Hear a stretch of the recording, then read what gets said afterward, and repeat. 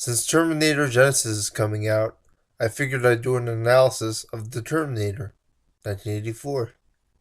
It came out in 1984. The story.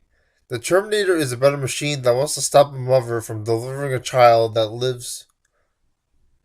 Well, basically, the child's the leader of this resistance group that fights against the machines that were created by this dystopian, evil, sort of this militaristic corporation that looks up how to make all these kinds of weapons for the government and stuff.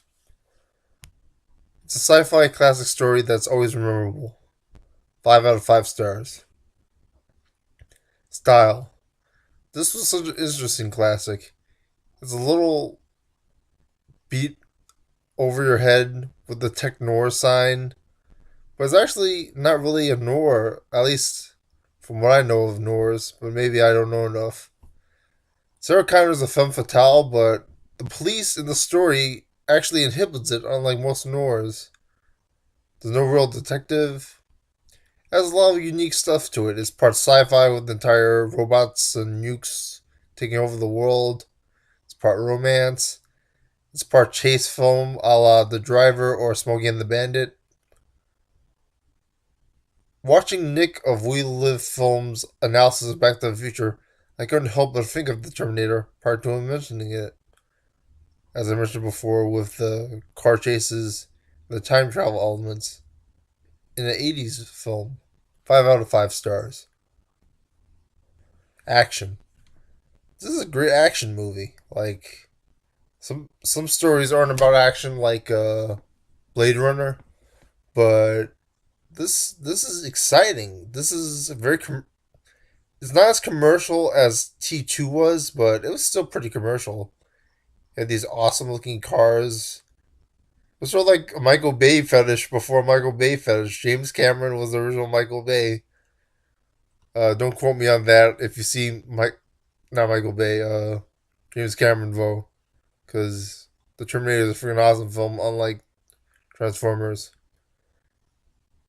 There are some problems with the Terminator fights, like it's not like a Jackie Chan action scene where you always see Jackie Chan get beat up. Over the Terminator, you always see the special effects, so you see the wear and tear off its like scratch. It'd be cooler if in a future film you see like the paint or some rust go on the Terminator's body later on. The action scenes sort of remind me of how Chappie just kills everybody with no reactions when it's getting shot at. I wonder if that was done intentionally by the great, what's his name? Well, you know him, the South African director. I'll write down later in the, you know, the scene where it just crashes the car into the police station is freaking hilarious. It's like Japanese paper walls or something, but it's great. And the suspense that James Cameron uses for the film, for the action scenes with the Terminator, is just great. Because stuff like Hitchcockian, sort of, the suspense is done so well. Like, and Sarah and Linda Hamilton does such a great job at building up all the excitement with all the crazy. Great job. 5 out of 5 stars, James Cameron. Themes. There's a lot of different themes in this film. Fear of foreign stuff. Fear of robots. Fear of corporations.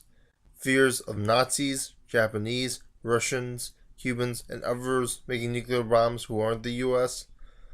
The fact that the Japanese economy, in addition to the German, were better at developing steel, indicating how irrelevant the US was becoming, indicating how the end of the scene where a machine destroys another machine that's trying to kill humans, such as uh, Press destroying the Terminator in the end. It takes place in a factory, of all places. A factory, a symbol of the corporation. Something that was dying in the US at the time, but sort of grew despite that. An idea for a sequel, maybe, people? The idea of corporations making nukes to make money that can destroy the world was something that everybody knew about at this time and was worrying about. This sets up a lot of stuff in the superior original sci-fi classic RoboCop by Paul Verhoeven. 5 out of 5 stars. The acting. The acting is just so good in this film. Michael Biehn as Kyle Reese really should have been associated with the greats, such as Robert De Niro, Al Pacino, and Dustin Hoffman. It's one of the best portrayals ever in a film. As the paranoid military man, Kyle Reese, who seems to be this very scary, unlikable guy. Sort of like not a hobo, a junkie. Hobo junkie. And you don't know anything about him prior to the film. So you don't know what's going on. The story in the beginning of Terminator is unclear, and that's what makes it a noir actually. Um, like there's this killer. Well, you already know who the killer is, but you don't know why he's killing. There's no facts. There's no evidence. It's testimony. Anyway, you find out who this killer is and who the other guy sent from the future is. Sent from the same type of device that helped send the guy to stop the killing of a woman. And when you do that, I even ponder if there was this commentary on how Arnold was this white collar bodybuilder. Michael Biehn was like this skinny guy in the 80s with this poor perception of himself. Explanation of how everything goes is sort of comes out of nowhere, and that just shows James Cameron's great amount of directing to give the audience a amount of patience to believe all this stuff despite not being told in the beginning.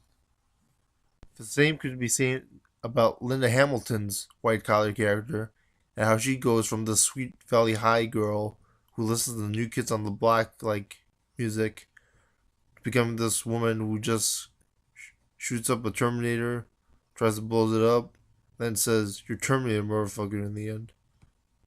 What a great find by James Cameron. Again, what I said about the noir aspects of the film. The police officers don't have a lot to do, but it's given this unpleasant feeling of the police officers not knowing that Sarah's actually being endangered by this sci-fi-ish character, which no one would really believe in real life because, I don't know, maybe Rob Bagger's right about the AI takeover not being possible. But in any case,